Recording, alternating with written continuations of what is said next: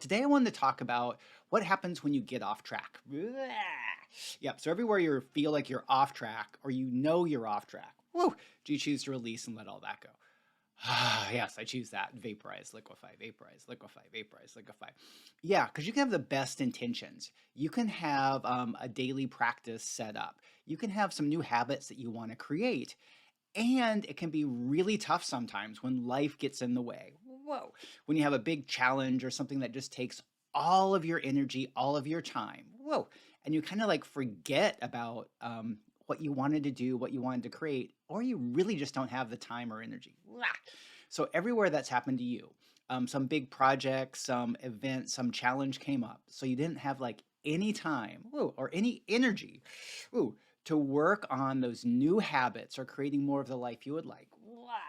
Everywhere you made yourself wrong or made those challenges wrong, wah, do you choose to release, let go, and or allow all that to be removed from your reality now?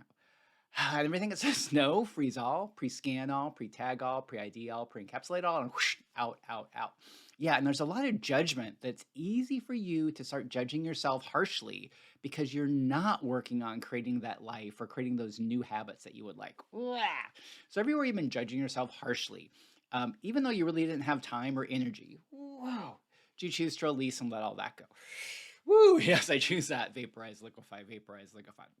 Now, because I get it, because that recently happened to me.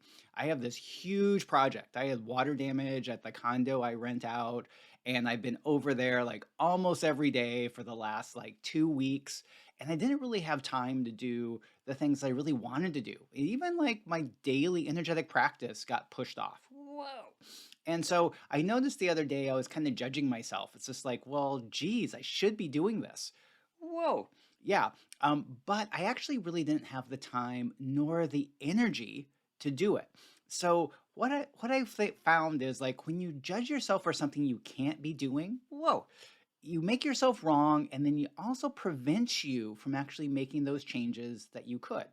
And so what I really got around all this is when you have one of those challenges or experiences or something that kind of engrosses you, it could be a work project, it could be a challenge at home, or you could have some physical things that you just have to do around the house or some project that's really big. Whoa. And it can just zap all your time and energy. Now, when that happens is I'm going to recommend that you don't make yourself wrong. You do what you need to do to move through it, and then just intend that when you do have time, when you complete that project or as much as, the part that is fully engrossing, that you then come back or start that new habit or routine that you really wanted to have. Whoa.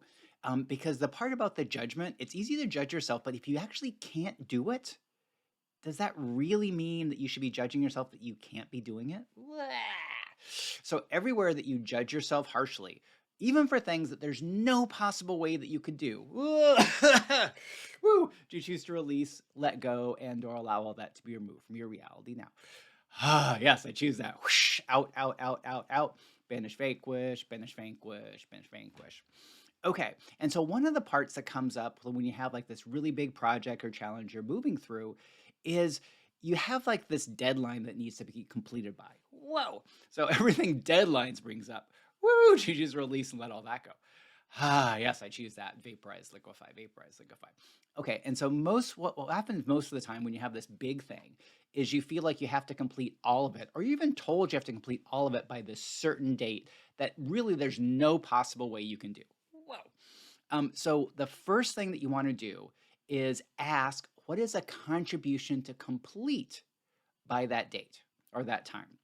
Now, what this does is because if you really can't complete the entire thing by that date, it's not a contribution to complete the entire thing because it's not possible. Woo. But even for hard and fast deadlines, there's usually some given that, or there's only a part that really has to be done. And the part about that is asking for what is the contribution to complete is sometimes that deadline isn't hard and fast. Like you need to get this project to this person by a certain time, but they're not actually going to look at it or they don't actually need it for a couple days later. So everywhere you've been judging yourself or deciding that you have to complete the entire project, woo, by the date that they or even you said, woo, do you choose to release and let all that go? Ah, yes, I choose that. Vaporize, liquefy, vaporize, liquefy.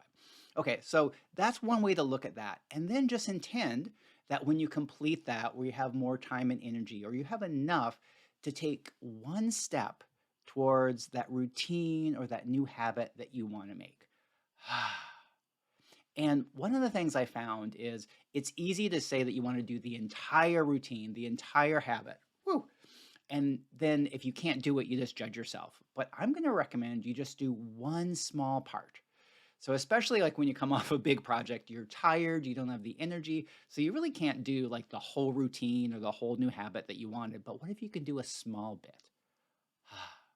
So, one of the parts I play in is what's one small step, or even what's the smallest step possible you could take that starts creating that new routine or creating more of the life you would like.